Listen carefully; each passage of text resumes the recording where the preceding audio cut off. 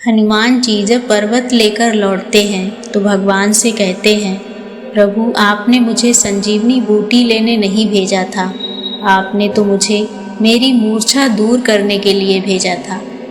प्रभु आज मेरा ये भ्रम टूट गया कि मैं ही सबसे बड़ा भक्त राम नाम का जप करने वाला हूँ। भगवान बोले, कैसे?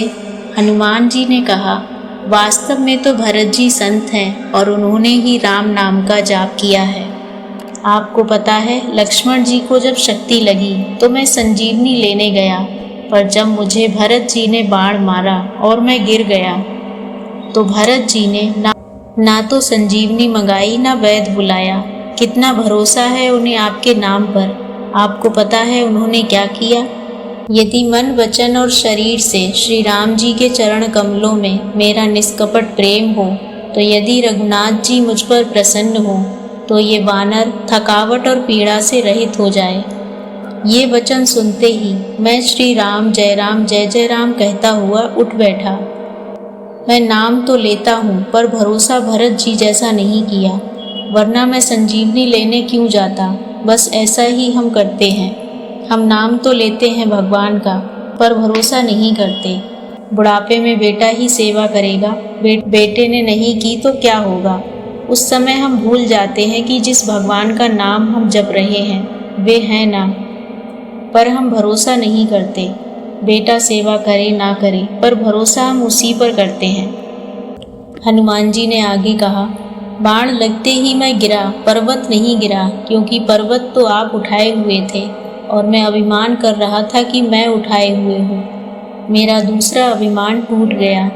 इसी तरह हम भी ये सोच लेते हैं कि गृहस्थी के बोझ को मैं उठाए हुए हूँ। फिर हनुमान जी आगे कहते हैं, एक और बात प्रभु, आपके तर्कस में भी ऐसा बाण नहीं है जैसा बाण भरत जी के पास है। आपने सुबाहु मारीच को बाण से बहुत दूर गिरा दिया। आपका बाण तो आपसे दूर गिरा देता है, पर भरत जी का बाण तो आपके चरणों में ला देता है। मुझे बाण पर बैठाकर आपके पास भेज दिया। भगवान बोले, हनुमान जब मैंने ताड़का को मारा और भी राक्षसों को मारा तो वे सब मरकर मुक्त होकर मेरे पास ही तो आए। इस पर हनुमान जी बोले, प्रभु आपका बाण तो मारने के बाद सबको आपके पास लाता है, पर भरत जी का बाण तो जिंदा ही भगवान के पास ले आता है।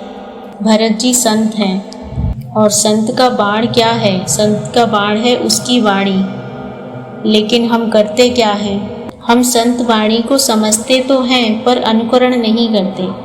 हनुमान जी को भरत जी ने जब पर्वत सहित अपने बाण पर बिठाया तो उस समय हनुमान जी को थोड़ा अभिमान हो गया कि मेरे बोझ से बाण कैसे चलेगा। परंतु जब उन्होंने रामचंद्र जी के प्रभाव पर विचार किया तो वे भरत जी के चरणों की वंदना करके चले गए।